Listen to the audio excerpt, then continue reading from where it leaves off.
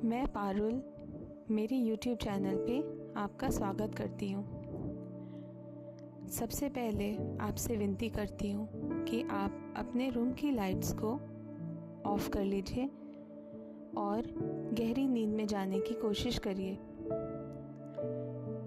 मैं आपको एक कहानी सुनाऊंगी जो कि मेरी ही कहानी है, और वो दृश्य और वो यादें वो शायद आपके जीवन में भी कहीं ना कहीं एक कनेक्शन बनाएंगी और आपको ऐसा लगेगा कि आप वो दृश्य साफ साफ अपनी नज़रों से देख पा रहे हैं, पर बंद आँखों से।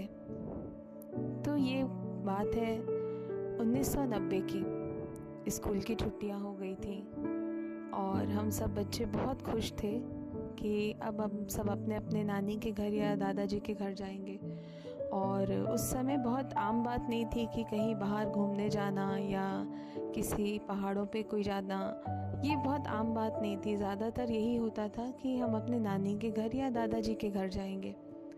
मेरे पापा नौकरी करते थे तो वो अपने परिवार से दूर ही थे, तो हमको इस बात का उत्साह रहता था कि अब हमारी छुट्टी हो गई तो अब हम अपने घर जाएंगे, अपने दादाजी के घर। आ गए, छुट्टियाँ लग गई, हम घर आ गए और तैयारियां चालू हो गई। सबसे मज़ेदार तो तैयारियों का दौर था। तैयारियों में होता क्या क्या था कि हर चीज़ ना बहुत आसानी से तो मिलती नहीं थी। तो मेरी मम्मी थान के कपड़े लाती और हम दोनों बहनों के लिए फ्रॉक और स्कर्ट और टॉप सिल देती, एकदम फैशन के हिसाब से। और हम दोनों इतने खुश हो जाते थे कि अब हमारे नए कपड़े भी बन गए और दो दो जोड़ी कपड़े हमारे बन जाते थे, क्योंकि रोज़ पहनने के लिए तो एक सफ़ेद रंग की फ्रॉक बना देती थी मम्मी, जो गर्मियों में आराम देगी, जिसको कि समीज़ बोला जाता था। तो वो 4-5 हो जाता था और बाकी 2 नई फ्रॉक कि अगर किसी के घर जाना पड़ा या कोई शादी पड़ गई या कोई ऐसा प्रोग्राम हो गया या कहीं मार्केट में घूमने चले गए तो 2 कपड़े काफ़ी होते थे। बाकी एक ही जैसे कपड़े हम डेली पहनते थे, जो कि वो वाइट कलर की समीज़ हुआ करती थी। कपड़े तो हो जाते थे, लेकिन मेरे पापा की एक आदत थी कि चाहे मैं कोई कैसी भी ड्रेस पहनूं, पैरों में मुझे हमेशा स्कूल शूज़ ही पहनाते थे और सॉक्स पहना देते थे साथ में। और आज तक मुझे ये समझ में नहीं आया कि वो ऐसा क्यों करते थे, पर अब जब मैं अपनी पुरानी तस्वीर देखती हूँ तो मुझे बहुत हंसी भी आती है और बहुत खुशी होती है।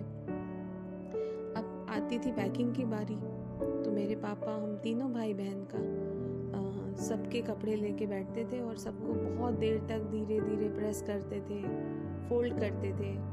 2 अटैचियाँ हुआ करती थी, तो एक अटैची में मम्मी का और हम दोनों बहनों के कपड़े रखे जाते थे, और पापा की एक छोटी सी अटैची थी और भैया का एक बैग होता था, दीदी के पास एक पर्स था, और मेरी एक अलग ही जिद हो जाती थी कि मुझे स्कूल बैग में भी लेके जाना है। भले साल भर में पढ़ाई करूं या ना करूं, पर मेरे को जब मैं अपने दादाजी के घर जाती थी तब मुझे बहुत शो ऑफ करना होता था कि मेरे पास नई किताबें हैं, उनमें नया नया कवर चढ़ा हुआ है और मैं बहुत पढ़ाकू हूँ। बड़ी ज़िद करने के बाद ले दे के बड़ा मुश्किल से माना जाता था और कुछ किताबों या कॉपियों को अलाउ कर दिया जाता था, क्योंकि मुझे सबको पता था कि मैं वहाँ पे बिल्कुल नहीं पढ़ाई करने वाली हूँ। मैं सिर्फ और सिर्फ वो लेके जा रही हूँ, एक लगेज बढ़ा रही हूँ। तो ये तो हो गए हमारे कपड़े। मम्मी की एक आदत थी कि जो वो साड़ी पहनती थी और उसके नीचे जो साया पहनती थी, उस साया में ना एक पॉकेट सिल लेती थी। तो जो भी जो गहने या थोड़े बहुत पैसे जो भी वो लेके जाती थी ना, वो साया के पॉकेट में रख के लेके जाती थी कि कहीं चोर को पता ना चल जाए, और पूरे मोहल्ले को बताती थी कि मैं तो ऐसे लेके जाती हूँ। अब सोचती हूँ तो हंसी भी आती है, पर तब की तो बात ही कुछ और थी। फिर हमारा जो खाना पीना होता था वो सबसे मेजर एक मैं कह सकती हूँ कि एक पैकिंग होती थी, जिसमें कि ना कम से कम 10 लीटर का एक थर्मस वाटर टैंक टाइप का रहता था। वो उसको हम लेके चलते थे, क्योंकि उस ज़माने में पानी बिकता नहीं था। पानी को आप पानी खरीद के नहीं मिलता था, पानी को भरना पड़ता था। तो मेरे पापा सोचते थे कि पानी हम अपनी तरफ से लेके चलें ताकि रास्ते में कोई तकलीफ़ ना हो। और हमारी नीचे वाली आंटी वो बर्फ़ जमा के रख देती थी बहुत सारा, और बर्फ़ हमको देती थी और फिर हम वाटर कूलर में उसको डाल लेते थे और पानी मिला के और हम चल देते थे। और एक सादा पानी का भी बॉटल रखते थे, जो कि थर्मस, जिसमें कि नॉर्मल पानी रहता था, तो ठंडा और नॉर्मल मिला के हम पिया करते थे। क्योंकि हमारी आदत मटके के पानी की थी, तो एक जो टेम्परेचर सही होना चाहिए शरीर के लिए, हम वैसा ही पानी पिया करते थे। और खाने में होता था पूड़ी और आलू की भुजिया, साथ में ग्लूकॉन-डी और नींबू, ये सारी चीज़ें रखी जाती थी। और दवाइयाँ, क्योंकि मुझे रास्ते में उल्टियाँ भी होने लगती थी, तो ये सारी चीज़ें भी पापा ज़रूर से रख लेते थे। और खीरा और ककड़ी, तो ये हमारा लगेज हुआ करता था।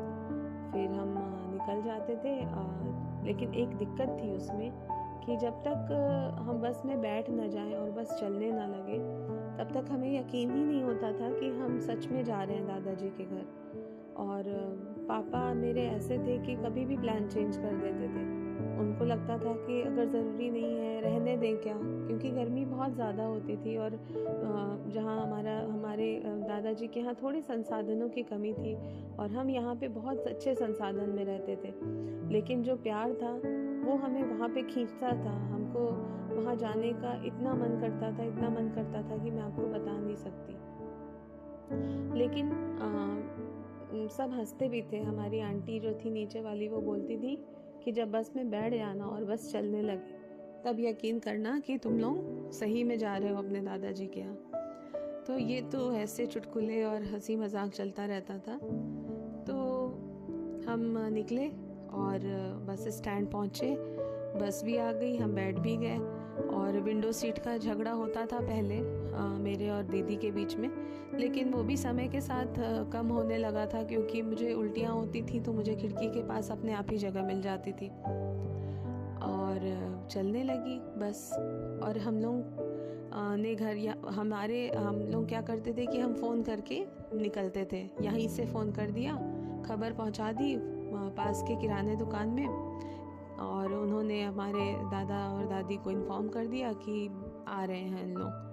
तो ऐसे चलती थी चीज़ें और निकल पड़े हम अपनी जर्नी में। तो अब उस ज़माने में क्या होता था ना कि रास्ता नापना, जल्दी पहुंचने की जो एक मतलब, क्योंकि आपके पास मनोरंजन के लिए तब फ़ोन नहीं हुआ करते थे ना, तो परिवार के साथ मैं और मेरी दीदी एक साथ बैठते थे और हम दोनों बहुत सारी बातें करते थे।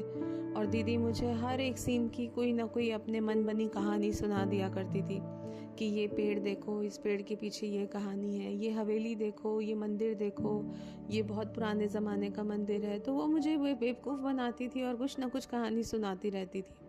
और मैं हमेशा पूछती थी, दीदी और कितनी देर में आ जाएगा? दीदी बोलती थी, अब देखो ये वाला मंदिर गया ना, इसके बाद और थोड़े देर बाद एक और आएगा किला, उसके बाद आएगा हमारा घर।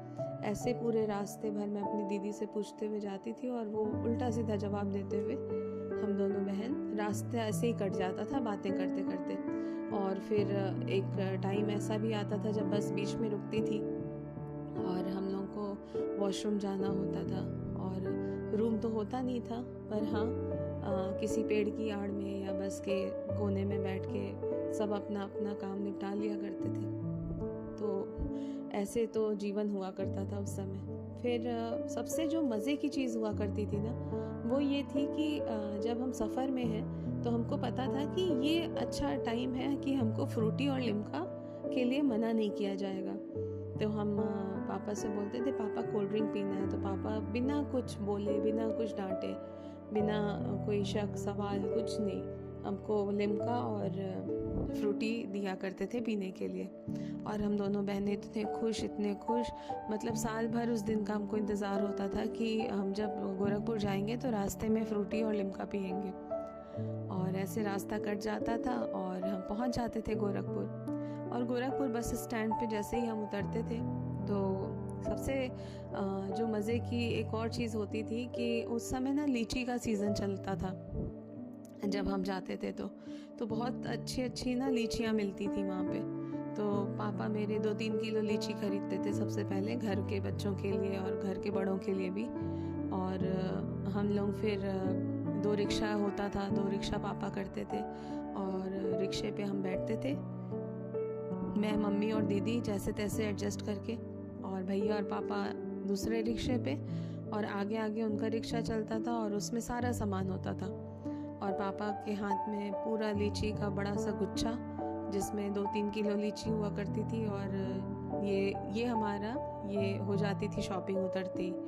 और थोड़ा और आगे बढ़ते थे तो मिठाई की दुकान आती थी और पापा मिठाई लेते थे। और उसके बाद हमको यकीन हो जाता था अब हम फाइनली पहुंचने वाले हैं अपने दादी के घर। और रास्ते में सब बिल्डिंग और जो भी दृश्य दिखाई देता था, जो भी दुकानें पहचान में आती थी, तो मैं और दीदी और खुश हो जाते थे कि अब देखो इसके बाद आएगा। और मतलब उत्साह बन जाता था, अब इसके बाद आएगा अपना घर। फिर एक मैरिज हाउस आता था, वो फाइनल डेस्टिनेशन होता था निशानी पहचानने का। वो देखते थे हम और हम बोलते थे ये आ गया अब अपना घर, इसके बाद हमारा घर आ जाएगा। और फिर हमारा घर आ जाता था और आपको यकीन नहीं होगा कि हम पहुंचते थे और हमारी दादी सबसे पहले, अगर कोई मिलता था वहाँ पे तो गेट पे हमारी दादी ही हमको मिलती थी। और दादी इंतज़ार करती रहती थी और उनकी आंखों की चमक और मुस्कुराहट आज भी मैं जब सोचती हूँ तो मेरे रोंगटे खड़े हो जाते हैं। ऐसे इंतज़ार करती थी कि उनका बेटा अपने बच्चों के साथ और अपनी फैमिली के साथ उनसे मिलने आ गया। और हम सबसे पहले अपनी दादी से मिलते थे, मैं लिपट जाती थी उनसे, और फिर मेरे दादाजी से हम मिलते थे। और गेट पे दादी मिलती थी, थोड़ा और आगे बढ़ते थे तो जो बरामदा हुआ करता था वहाँ पे दादाजी बैठ के इंतज़ार करते थे। उसके बाद बाकी सदस्यों से मुलाकात होती थी। ये थी मेरी वहाँ पहुँचने तक की कहानी, और आगे की कहानी मैं आपको अगले एपिसोड में सुनाऊंगी। बहुत बहुत शुक्रिया।